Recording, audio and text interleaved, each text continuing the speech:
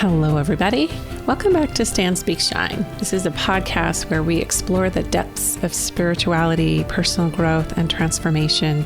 And as I say before every episode, this is a podcast for those who long to feel, express, and be who they truly are.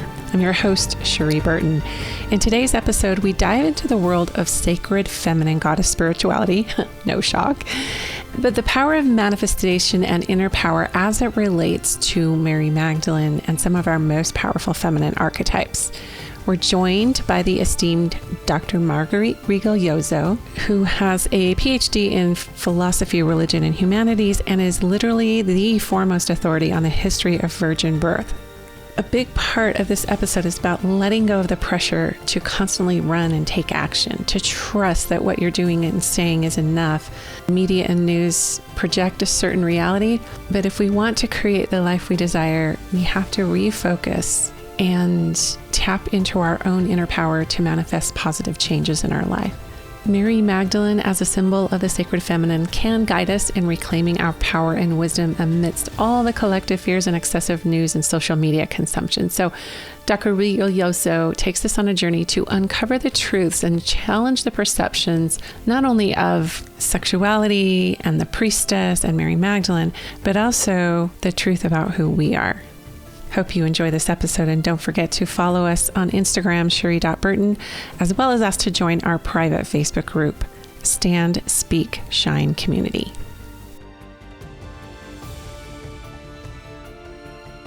Marguerite Rigoglioso, welcome to the Stand, Speak, Shine podcast. Thank you, Cherie. It's so nice to be here. Can't wait to begin. I just, like, you and I talked yesterday, and I'm still vibing from that. And I know you just got finished doing a teaching and you're vibing from that. Well, anyway, I'm so glad we've connected. I told you I've been fangirling on you for like 6 months. I'm like, I'm going to ask her to be on my podcast. So I'm going to introduce to our listeners your background, and then we'll dive right into this fascinating topic about goddess and sacred feminine spirituality and Mary Magdalene. So you are a Ph.D. philosophy, religion, and humanities, a foremost authority on the history of virgin birth, and the author of the bold new award-winning book, The Mystery Tradition of Miraculous Conception, Mary and the Lineage of Virgin Births. So fascinating. You've taught many graduate and undergraduate courses in the U.S. and in the UK, and in 2012 founded your own Seven Sisters Mystery School, which I love.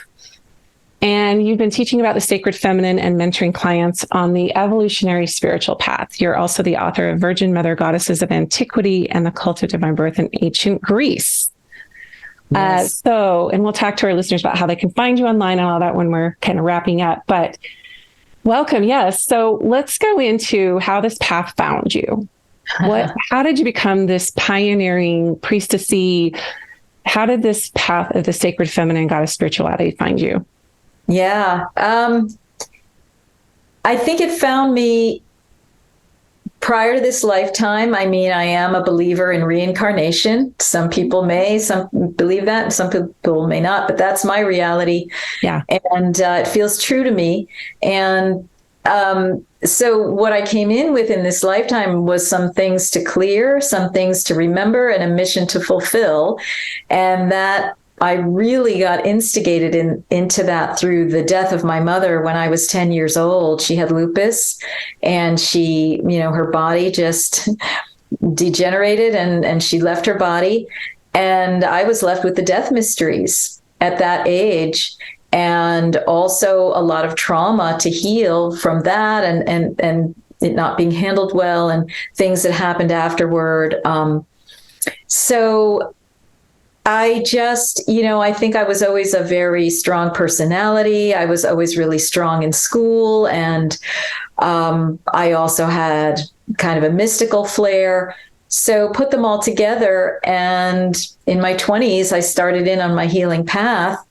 And it soon took me into some of the shadow sides of Christianity. And then it took me into an understanding of that there was a sacred feminine component to reality, that there were traditions and histories and cultures dedicated to this. And I said, I want more. And I started reading and studying and going to sacred groups, eventually studying in grad school in women's spirituality, and then becoming a teacher of this. And that's kind of the short story of it all. Yeah. Well, I love that you said yes, because I know you help a lot of people. For me personally, you've been very validating in some of the things that have come through you and just your confidence with it. I think that's what strikes me. So let's move into what those words mean. Goddess. I ask a lot of my interviewees about this, but what does goddess mean to you, and what is sacred feminine spirituality? Yeah. Goddess is the divine in the yin valence, the feminine valence. And I do think that there is a reality in which the goddess is the supreme creator being, sometimes called Mother Divine, sometimes called Shakti, sometimes called Great Mother, whatever. Sophia, right? And she is sort of the cosmic universal creator essence being from which we all emanate. And I've been exploring that universe quite a bit. And so she has other kinds of manifestations that sort of trickle down from that. And some of the many goddesses that we've heard of, including Mother Mary, Mary Magdalene, and so forth. So this is an essence, it's an energy, it's a series of kind of personalities that you can also access. Mother Earth is a manifestation of this sacred feminine beingness, and women and men have aspects of it. We can access it, we can express it, we can communicate with it, we can cultivate it within ourselves and among ourselves. And it's about a force that is wanting to be brought back onto planet Earth and into our lives, to come back into balance with the masculine, with the yang energies that have kind of had a bit of control takeover. You could say that. Over the last 2,000 years. What's that? I said you could say that. Yeah, So we're it's about feminine now coming back into balance, being restored, understood rightfully as an essence of the divine, if not, the great creatrix herself. And then it's all sacred feminine spirituality is all about, well, what do we do with that? Yeah. How do we communicate with her, for her, from her, within her, for what effects in our lives? A lot of us had to give ourselves some hard fought permission to explore this, because it's always been male God, male Jesus. Like I love the concept of God the Father and Jesus, and all of the beautiful male, sacred male, let's just say leaders, or the deity, the presence. So let's talk about how that's different and why it's been demonized, why sacred feminine spirituality was obscured, let's say, and then demonized and just eradicated, and why it's making a comeback now. Yeah, well, as I see it, it's about the takeover by the patriarchy of the planet, and really of the cosmos, because we see the same takeover story, the suppression or the rape of the feminine, the women, the goddesses, and so forth, both in the mythological stories, like almost all over the world, as well as on the earth. And in our earth histories, we've seen the gradual takeover by the patriarchal forces, which we might equate with male, but there's something under that. There's an energy under it that is not necessarily male in nature. It's just the force that has taken hold of the masculine or the yang energies in our reality and kind of twisted them out of control and out of proportion. And then those have gone to work suppressing the feminine, because for them, like sucking off the feminine is like a power source for them. Yes. And so we've seen this play out, but it's not really the fault of human men. Human men are kind of the pawns of this process, of this agenda as much as anyone. And so it's, we have to understand, what is that sacred feminine? Because like you're saying, she's been so disappeared from most of our religious stories and our realities. And she is essential. She is critical for our emotional, psychological, and physical well-being as much as for our spiritual well-being. Yeah. What do you think the fear is, let's just say from patriarchal constructs or religions, about centralizing the feminine? Like what is that fear about in your estimation? Well, the feminine energy is so powerful that it gives those other energies a run for their money, and it's inconvenient for them to be in a position of power and in a position of getting their food source met and all that sort of thing. So they just kind of want it out of the way. Mm. And this is just a great drama that's going on our planet and in our universe, in perhaps all of reality, that we're really awakening to again in a big way over the last 40 years. I mean, in postmodern culture, if you will, but these goddesses have been around in all of our indigenous cultures if we go back far enough, in every culture. So it's about a restoration of something that was taken away, torn asunder. And again, we need this so badly for our well-being. We're shot to heck with trauma and addictions and all of these kinds of things because of this imbalance and the misuse of certain energies, that have granted privilege to some degree to some of the males on the planet, but then again, they're as much trapped in it as anyone. Right. So it really goes beyond the humans, male, female. Yeah, I've seen how it's affected my husband and his father and his father and his father. I've seen how it's affected my father and his father and his father and my sons. Yeah. And I think, raising quote unquote feminist sons who are now in their 20s. I have one that's almost 11. And how the conversations are really changing with this Gen Z around, the Barbie movie, let's just say, that just came out, and just it's up in the consciousness. It's finally up in the consciousness, which was reflective of, Hollywood and social media. So I can see it could also turn to a shadow state if we're not careful, because and when you and I talked yesterday, because you're helping to guide my book writing process, which I am so grateful for. We talked about not coming in with this energy of divisiveness and, burn down the patriarchy. Well, that's not, that's not productive. It's not going to move the needle. Right. Right. And, I've been a warrior for decades, probably lifetimes. So I do understand that energy and that rage that is a fuel to get this whole movement going. And we don't want to just say, oh, masculine bad, feminine good, because there's positive and negative in everyone. And each of us coming to terms with our own personal shadow, as well as our collective shadow, is part of this soul growth movement and work. So it's really not about pointing fingers, but it's about taking responsibility inwardly where we can and drawing attention to it outwardly in a way that, again, is not fomenting warfare.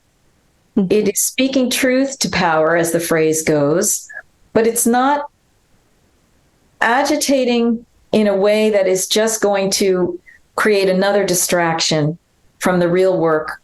The warfare can become a distraction for the real work that has to happen, which is the integration, which is the healing. And again, this is not just about, turning into nicey nice women who are like, oh yeah, and we're just going to heal the patriarchy one cell at a time, and it's just, no, is that okay? I'm sorry. Right. And I'm sorry I'm even doing this, but it's more about bringing that sword into balance, right? With the womb, the chalice and the blade. That's what we're doing here. That egalitarian culture and society. It's not about a matriarchy.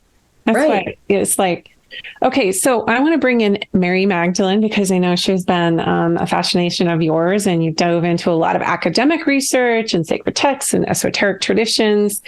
I want to know your latest and greatest on Mary Magdalene in terms of. Well, let me just preface this by saying, like, she was her energy, her archetype, her essence, and exactly how you talked about the goddess mother. That's how Mary Magdalene's essence came in to emancipate me. You could say put me on the path of liberation, sacred feminine liberation. It's been quite the journey the last 5 years, but lately I'm just like feeling like she was like a stepping stone. She was an integral piece, and she's pointing to something deeper. And I'm curious. Well, for me, it's stepping stone. She's a stepping stone to you. Exactly. I was going to say it was like sovereignty. It's like, it's kind of like, is this all right? Because what I was raised in. Yeah.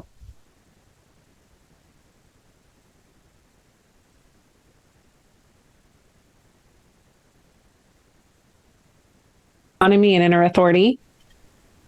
What are you feeling now about her? Like, well, whatever you want to share about how she found you and how she's coming through for you.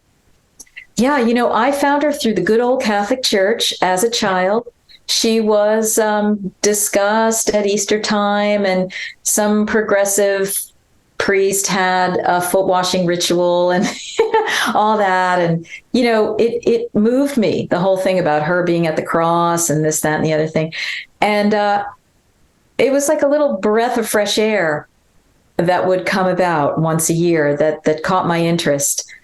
So fast forward to, I was jumped into the goddess movement, the sacred feminine movement, started taking year-long programs and learning from some of the masters of the the sacred feminine movement for, several years of that.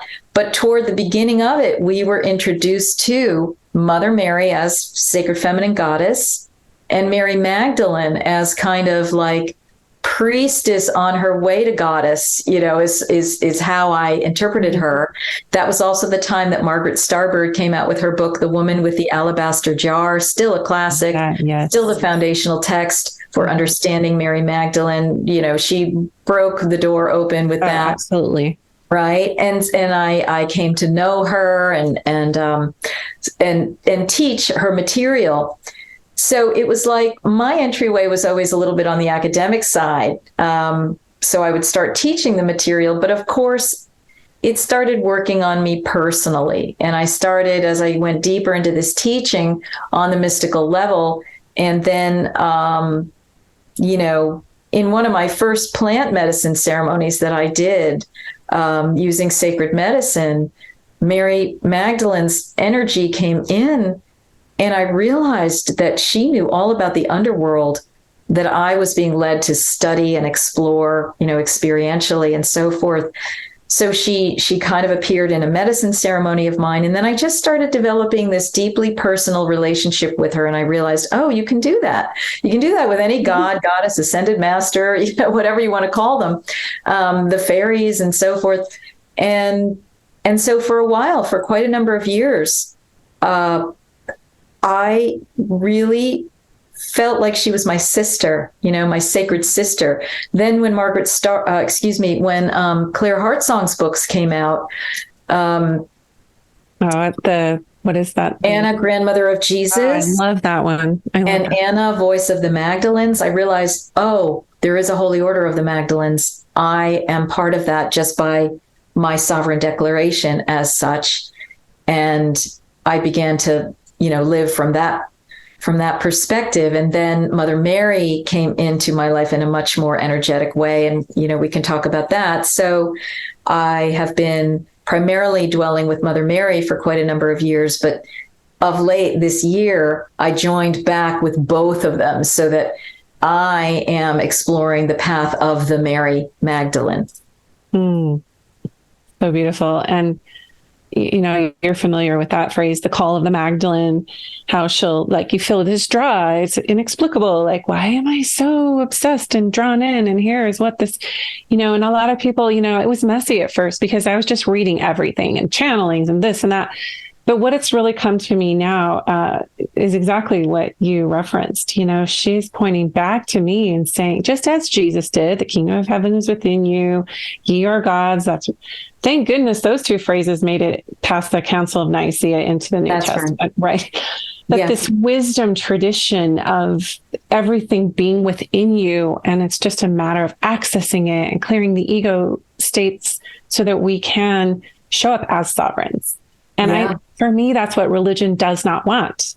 Yeah. They do not want sovereigns. No, they don't want sovereigns. Neither does the government. Neither does academia. No, because of the forces that are underneath them that are kind of controlling the works. Okay. And so that's another whole area that if people care to look at the underworld, they can. So, this is what we're all up against. It's really about doing this deep healing, this deep personal healing work. And that's what these masters, goddesses, gods, Mary, Magdalene, Jesus, and others in the Holy Family were all about. It was helping us through our human healing so that we could re-access our divine unification and be operating from that place the way humans, I believe, once did on the planet and will do so again after this great drama that has gone on with us. I keep thinking, how long does this play out on the universal cosmic stage? At what point? I mean, part of me feels so much exhaustion around, oh my gosh, I don't want to keep incarnating and dealing with this, right? Like, I don't want to revisit things. And even in this lifetime, it's just like, when is this going to let up? When is this going to break? What are your thoughts there? Yeah. Well, I think what it's about is you contribute to the shifting of that. The more you deeply go into your own experience of it and your own being able to walk the talk and manifest these energies, whatever that takes, which it takes a lot right now. It can take like 3 hours of meditation, or whatever, maybe working in an accelerated way with plant medicine or something like that. It's like what our business really is the log in our own eye and how we can manifest that light within, that Christ Sophia within, because that starts shifting our own life so that we're not even so worried about what's going on around us. And then we are transmitting that energy to others who benefit from it and can start making their own shifts and so forth. So this is what I'm receiving in the moment, is that is a very useful way to go about this thing and to look at it. And it prevents the burnout and the exhaustion from like, oh my God, I have to keep running and doing my warrior ministry and to get this going and to get this changing. No, what you're doing, what you're saying is enough. It's sufficient unto the day, and just let it go out there and keep shifting your reality. Yeah. Keep moving into the life that you want for yourself. And because despite what's being projected out in media images and so-called news and things so-called going on, I don't even look at them. Yeah, I don't go there. You can really have a different reality within yourself, and you can manifest a different reality around you. Like we just went through 3 years where some people had one reality, some people had another. I was never more focused and deliberate about my path as I was during COVID. That's right. And, I had a great upswell in people being interested in the things that I've been sharing. And now we're kind of all, going back to whatever we're going back to, but on a new rung of the spiral. And this acceleration is continuing to happen both individually and collectively. So all we can do is just do what we can and know that we're contributing to the positive timeline and the accelerated timeline that we can all feel is happening because our lives are so intense right now. That's a manifestation of the accelerated timeline. I love that. Yeah. I think part of that burnout I feel is I just care so much about humanity, and I have so many close loved ones who struggle, and friends, and I see the pain, and I feel sometimes when I'm in sacred plant medicine or when I'm meditating, I feel this Christ sorrow of humanity. I feel that, I can tap into it. Let's just say at will now, and tap back out. But that's what I wrestle with on my own cosmic soul level in my own path. And I don't want it to go. I don't want that compassion to preclude me. I want to stay with it, but I don't want to live in it anymore. I marinated in it for a long time. Yeah. Well, you know what we can do is we can give that to Blessed Mother to take for us, because she is the one who hears the cries of the world and weeps for it. And she is goddess, so she has the strength to just transmute that. She can take it and transmute it, take it off our shoulders, and then we can do our work with greater ease. And then sometimes going through that experience of feeling the world's pain is an initiation. It is an initiation into some aspect of what Divine Mother is doing for us. And we learn from it. And then we're like, okay, I'm ready to release that lesson. Thank you. Right. So we don't have to always stay with things. We stay with them for as long as we receive their medicine. And then we don't want to have them overstay. We need to know when to release that illusion and move on to the next illusion, which is going to give us medicine. Yeah. That's so relevant that I need to hear. And it reminds me of, I know we have a mutual friend, Angela de la Agua. She's an incredible priestess who lives in Joshua Tree. And one of the things that she and I work through together is this old paradigm of you have to suffer. You have if you open your voice and become this, let's just say way shower of the way of love, or a cosmic consciousness leader, that you're going to die. They're going to crucify you. They're going to ridicule you and mock you. And I didn't realize I held that belief literally so deep in my DNA that it was keeping me from stepping forward. It's funny, stand, speak, shine, but I couldn't even stand or speak. My feet were hurting. I was getting plantar fasciitis, all of these things, thyroid, because I had this deep existential fear of stepping into using my voice, because maybe past lifetimes, I don't know, but it is definitely part of this collective suffering idea that if you speak up, you will die. You will be crucified. Right. That is a messaging, a program missile that is sent out quite a bit in our reality on the earth plane. It packs a punch because it plucks the strings of our memories of lives in which we have died in those ways. And I get a lot of clients who, have to clear that. Witch wound. Forward. Yeah, the witch wound. A lot of times it's around the throat chakra, but it can be around other chakras.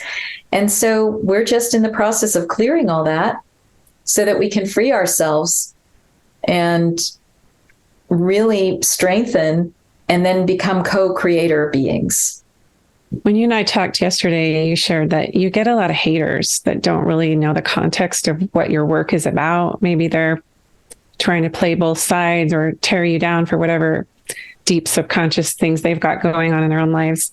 And you had some really good advice for me that way, because I'm, putting myself into a new season of my life where I'm becoming more vocal. I'm writing, I'm opening up some shadows that are, that I would have preferred to keep the lid on, to be honest, but they beckon for me to expose and look at. So do you want to share with our listeners what you do when you get those haters and when that energy comes into? That's right. What we were talking about was, they know, especially if you're a warrior, but even if you're not a warrior, you can get triggered, right?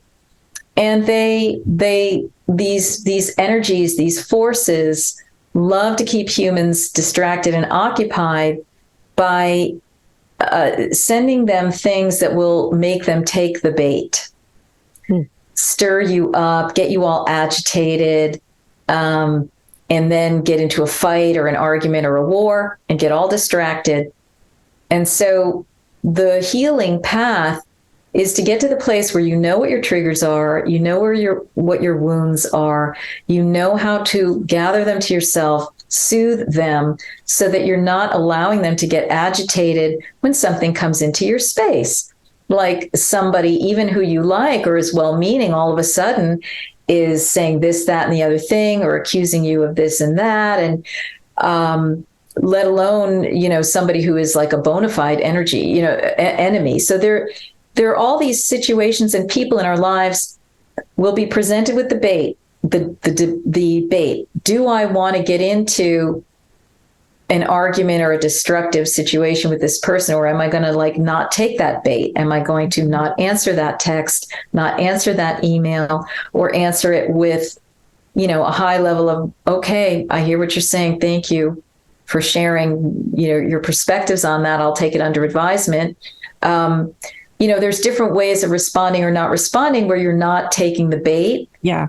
And then you're not getting into distraction and creating more karma that you then have to sop up with your mops and brooms, I'm like a natural debater. Like I actually love confrontational, like just discussion in general. And I can't tell you how many times somebody's triggered me that they want to, take me on, and I start the conversation with, I'll bite. I'll bite. Right. And I'm like, I don't need to bite. I don't need to take the bait like you're talking about. No. And social media is the prime forum for that to happen. And everyone's then slugging it out, blah, blah, blah. So it's funny how I was saying, take the bait and take the debate, because it's like bait leads to debate, which leads to warfare. You know what I mean? Yeah. So, yeah. Well, and that's the thing. We don't need to choose camps. Mother is in all the camps. Yes. God is in all the camps. There's no camps. Yeah. We're just creating them, all this divisiveness. So I want to talk about this whole conceptual thing with Mary Magdalene. I've done multiple episodes on Mary, and there was this, I think it's changing and it's shifting in the consciousness a lot. But how she was perceived for so long as this repentant prostitute or whore, whatever. Right. And what the truth is, what we now know, it's just indisputable. I mean, from an intuitive, soul-based, embodied wisdom place in the feminine, when you really, access her. But even in those sacred texts, and I know you've studied a lot of them, why the old perception of her, and what is this new one? What is the age-old perception of her, and how has that shifted? Yeah, the age-old perception, as you're saying, is she is equated with the woman in the New Testament who was a fallen woman, and Jesus was giving her attention and love or whatever, and other people were like, why are you doing that? She's a whore. They didn't use that language, but it's implied. And she's so sometimes Magdalene is equated with that woman, who's then equated with the woman who breaks the jar of nard either on Jesus's head or his feet, who's equated with Mary of Bethany, who sits and listens at his feet, who's equated with Mary Magdalene. So there's a long line of how this gets connected with Mary Magdalene in the texts. But the point is that at some point, the church that shall remain unnamed came up with that she was a prostitute. And then as I delve deeper into the histories around that and the priestesshoods around that area and that time frame, I realized even in the Hebrew Bible, there's talk of the Kadesha, the sacred sexual prostitutes in the temple. What does that mean? What were they doing? Who were they? They seem to be sexual tantric priestesses, and it looks like priests who would engage on some level of womb work in order to, on the spiritual plane, whether it was with themselves only or with a partner, or men who would come in or whatever, there was that tradition. And so what this idea that Mary Magdalene maybe was a prostitute may be hearkening back to that memory of the Kadesha, the sexual priestesses, of which Magdalene could have been one. Okay. There is interesting, if you follow the Gospel of Philip, you can find some evidence that she was connected in with Sophia, who was considered the whore and the holy one. Magdalene was considered a manifestation of this very Sophia, who embodied both, because I think ultimately the whore was the holy one. These were sacred hore priestesses, sacred sexual priestesses, that were utilizing those energies as part of their practice. I just want to insert, just for listeners who might get triggered, they're like, oh my gosh, sexual priestesses. But what we're talking about is the sovereignty piece. And it may not be the actual sexual act as much as it is retaining that creative power and womb wisdom and sexuality. Like even the word virgin has been completely misconstrued. It's not about necessarily sexuality. Right. Right. What I found is there's a little array of things that go along with all that. So there are the virgins, meaning the sovereign women, who may have been celibate as part of it in order to retain their sexual energy for all of these sacred spiritual purposes they were doing with themselves. And then you have so they could have been celibate virgins. And then on the other end of this womb spectrum of sexual priestessing, you have the tantrikas, or the hierosgamos, or sacred marriage priestesses, or the kadesha, who could have been using the sexual act to, at a very, very high level of light, in partnership with a male, to bring in a high holy level conception. But the virgins could also bring in conceptions. You see, at the highest levels, they knew how to do that. And the tantrikas knew how to do it at the very highest levels, to bring in a specialized individual who would help humanity. That was the like ultimate. An avatar or a Christ. An avatar, okay, like a Jesus, like a Mother Mary herself, like a John the Baptist, okay, divinely born. Even Isaac and others within the Judeo tradition, let alone all around the world, there are these stories. And in ancient Egypt, it was the priestess who would consort with the pharaoh to engender the next pharaoh, who was a manifestation of the divine, right? So we are starting to understand, oh my gosh, there are so many facets to conception, how it's done, with what intention, and with what results, both positive and negative. You know, it's interesting as I'm listening to you speak. I when I was waiting for this last daughter to join our family, and I'd had visions and dreams and knew and felt her energy, looked just like my bio kids, lots of story around that. But I was called into as an adoptive mother, a prospective adoptive mother, because my eggs were not good enough to conceive another child, and I knew she was coming. So I actually worked with I don't know if she was a coach, but coach doesn't even describe what she did, but she talked about this divine conception, calling in a soul through adoption and working with that.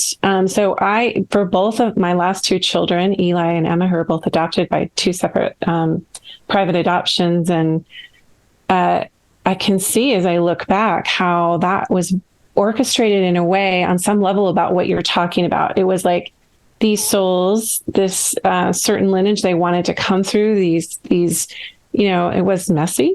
It was very messy. It wasn't like the Immaculate Conception, let's just say. Yeah. But the light and the power and what I was learning through that it taught me more about creation during that time than anything in my entire life times 100.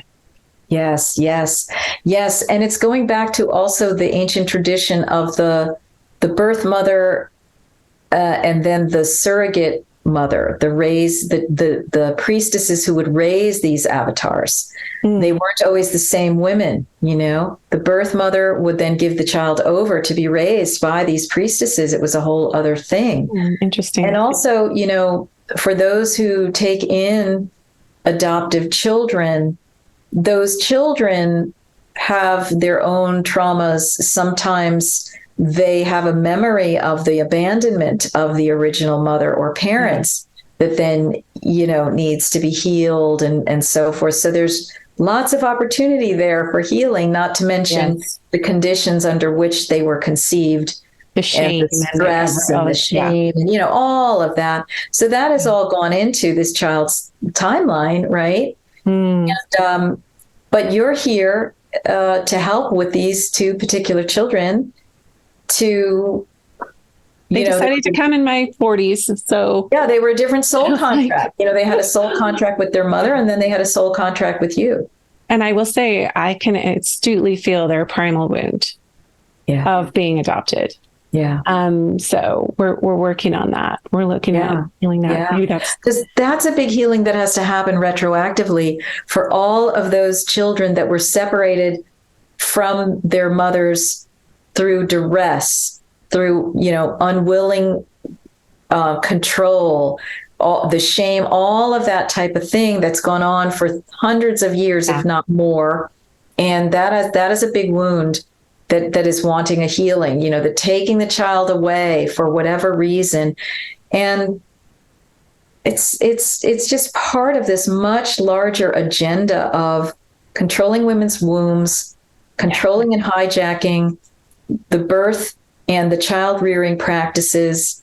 There's just so much that goes along with this. And I can speak to that from personal experience, as you know, my history, that I was really, really put under some duress to place my child for adoption, my daughter, my firstborn, which I did, while also getting disfellowship from the church. And it's all going in my book, folks, or books. Yeah. But you're right. Like, I do believe I had a soul contract to do this. I'm not blaming or, I'm not, it's just like the scarlet letter, all of that. I came here to learn. I came here to walk through and live.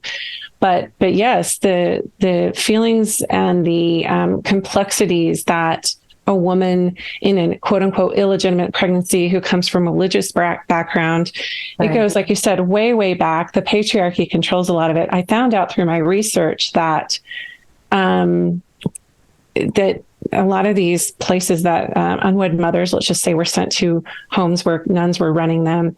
And they called them, in Ireland, they called them Magdalene asylums. That's right, Magdalene asylums. And they were really actually baby trafficking locations. Yes. Okay. Yes. This is the thing. It's all part of what Indigo Angel and I think Lisa Renee talk about, which is the forced breeding programs. Okay. Mm-hmm. So on another level, you were forced bred, and then your child was given away. And then the same thing with these women in Ireland or wherever, where these orphanages or these, incubation chambers where the woman is pregnant for the 9 months and then her baby goes to who knows what. This is part of the abuse that has gone on around women, around the womb, around the birthing, around the control of the production of the human race and so forth, that we have to look at much more deeply. And many of us are starting to do that. And yes, you have lived these things on both sides. Right? So you're here to speak with authority about it and just say, okay, this whole thing, it benefits humanity for this whole thing to change. So how are we going to do that? Mm-hmm. Right. And I think it will be women coming forward with their stories. Yeah. And having courage and feeling that divine support so they're not tapping into that collective fear we referenced earlier with, like, something will happen to me if I speak up. That's right. That's right. That's the greatest control. And it's actually very sinister. And I think people might think we're talking about, like, it's really strong language to talk about forced breeding, but like at the energetic level, that's what the siphoning feels like. It feels like it's part of your life force, is like, it's not your own, it's not your decision. It's coerced upon you because you're unworthy, or, you need to be disassociated from the rest of the people until you learn your lesson and that kind of thing. And that separation is really what we're talking about, is creating all of these problems. That's right. That's right. And it started with the suppression of the sexuality to begin with, and the misguiding on it, so that We have these situations where there are these strong sexual impulses that have to go somewhere. And when they're being suppressed, they usually will come out sideways in a person or in a tradition. And all sorts of distortions and twistings and unhealthiness are there. And that's what Magdalene is here to heal. What I have received, and I spoke a couple of days ago on another interview I was doing, that she is a sexual healer for humanity, for both women to claim their power and be able to use their sexuality in healthy ways as they see fit, and for men who want the kind of healing from the whore, the holy whore. Because there's the tradition that, the Venus priestesses, the Aphrodite priestesses were healing men coming home from war, healing over-aggressive, over-sexualized or under-sexualized men. And so Magdalene can actually be here as a surrogate on the inner planes to do whatever level of healing people are asking for from her. And to my mind, that is the very manifestation of the sacred whore of Sophia, cosmically. Yeah, Carolyn Myce's archetypes, you're probably familiar with them, but she says we all have an inner virgin and an inner whore. We are all carrying that archetype. Yeah. And those polarities and that duality really are reflective in our culture, where we're not healing it within the person. And so it's coming out in all this, like the pornography and all these things, right. Sex trafficking. And Right. I want to touch back on what you said earlier about, we don't have to buy into all these collective fears in the media. And, let's just say there's so much medical mystery and there's just so much governmental, and it's an election year coming up and all of these things. And it's just pining for choose a side, choose a delegate, choose this, choose that, choose a church, choose it. I think people are now just kind of waking up to that's not the reality I want to play in. That's you right. mentioned you are the center of your own universe. That doesn't diminish the creator or creatrix. It's just you don't have to live in that fear-based reality. So what is your best way, Marguerite, for women, let's just say, who may be carrying some of those collective fears? Maybe they've been watching a little bit of too much news, or they're on social media scrolling too much and seeing all these debates going on. How would you have them call back their power, their wisdom, so that they can rest into that new reality of love and just, coming home to yourself? Well, a lot of people are realizing that actually we are holographic manifestations of the divine. Mm-hmm. So it's not incorrect to say that we are divine, because we are like shimmering, if you've seen a hologram where there's the whole, but then the whole is replicated in the teeniest, tiniest parts of it. We're like those teeniest, tiniest parts of it. That's the manifestation of the whole. So once we start having that concept, we realize, oh my gosh, I essentially am divine. However, I just cut someone off in the parking lot and I'm having all this anger. And what do I do with all that? I got all these wounds, trauma, blah, blah, blah. It's well, that's just stuff that you're here to heal and, release and all of that as a very part of this spiritual reclamation and this path of sovereignty and coming back into what it means to be a living, divine, walking divinity. Okay. So Mary and Magdalene and Jesus were just exemplars of that, but they wanted to show us what was within us. So, what you want to do, one recommendation is just to realize the illusory and fear-based nature of the media that is promulgating fears to keep you small, under wraps, under control, and diverted into a certain stream. Mm-hmm. So it requires releasing the addiction from the media, from the scrolling. It's so hard. It is hard. Because I want to see what's going on in the world. I want my pulse. Yeah, but it's not what's going on in the world. It's what's going on in the artificially constructed version of the world, including on social media, which is always a curated version of a person's life. Yes. And work. So it's all illusion. Because half the time you get under those people and you're like, holy crap, that marriage sucks, I mean, what are they doing? Like, 10, 20 gorgeous years with my beloved. And it's just like, oh man, cut the BS. All right. We're all in it together. And you know what, Marguerite, I don't choose leaders to follow or listen to teachers who have not been through that initiation that we. You got to be through your shadow. You got to know and what you can tell. And are capable of and have done, and get humble with it and then move on. And so, it's releasing the illusion of the media and then coming and finding some guides, principles, courses, or just plain inner work, working with the masters on your own inner planes, in your meditations, in your quiet time, asking for dreams, writing it down, and spending time, allowing enough time in a day to get calm and get some info for yourself, get some guidance. That's like the quickest and easiest way. And it doesn't even take gobs of hours, a half hour a day in the morning can serve you very well. And there's plenty of guided meditations and teachers out there. People can work with me, right? They can probably work with you. So these are just tidbits and suggestions for how to navigate this and how to come to be able to access your own greatness.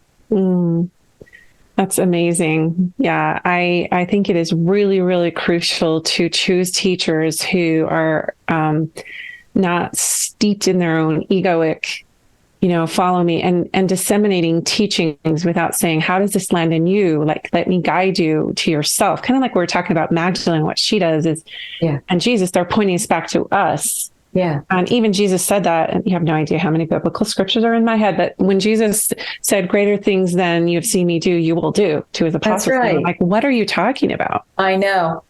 But no, I mean, he was like, look, you all have the divine angelic template within you, right? He's saying it. All the new age people are saying it. If you look back at any of the core essences of the religions, they're all saying the mystical, all the mystical traditions. Like we've been hearing this story again and again and again. So let's pay attention to it. And what does it really mean? Translate. Let's translate it. Let's get excited about all this, right? Yeah. Instead of like not trusting yourself and second guessing yourself, that you can't be led, you can't be soul led, that, that they're capturing your, siphoning is a good word for that. I think that part of my work is around like stand in who you are, speak what comes from your heart and your womb space, and then just radiate that to the world. It sounds trite, but that's the work. The work is to just stand, be rooted in like, you're here now. That's right. And getting down to the womb teachings is really important. Understanding what the womb is physically, physiologically, energetically, cosmically, and then understand that there are traditions worldwide that can help you clear and access your power there. I teach one version of that, the Holy Womb Chakra teachings, which I learned from the Sri Kaleshwar lineage. And so, that's a mantra and sacred drawing system where you were led through a process, and it's kind of a magical thing. You will see results in your life, There are other people teaching other levels of this, and we need to get into our bodies as women. We need to get into our wombs. The wombs do matter. They are a power portal. They are a power system. They are a power source. And we want to be able to harness that and use it properly for the healing and the elevation of ourselves and others in our world. Beautiful. Well, thank you for your time today. This is always so enlightening, just chatting with you and just the work you're doing. I really honor it. I really, truly honor it. It's so needed right now. Where can people find you online and then maybe direct them to your freebie? All righty. So you can go to Seven Sisters Mystery School. And the 7 is written out, SEVEN, sevensistersmysteryschool.com. And right on that page, you'll find our free gift, Enter the Mystery Teachings. It's a media bundle that has a Sacred Heart activation meditation and 2 discussions, interviews that I do about Mother Mary and the sacred feminine, the power of the womb, I go deeper into it. That's just a little taster, and I have so many other conversations and free offerings on the website. I have a YouTube channel, Marguerite Rigoglioso, where there are many, many activating and empowering conversations.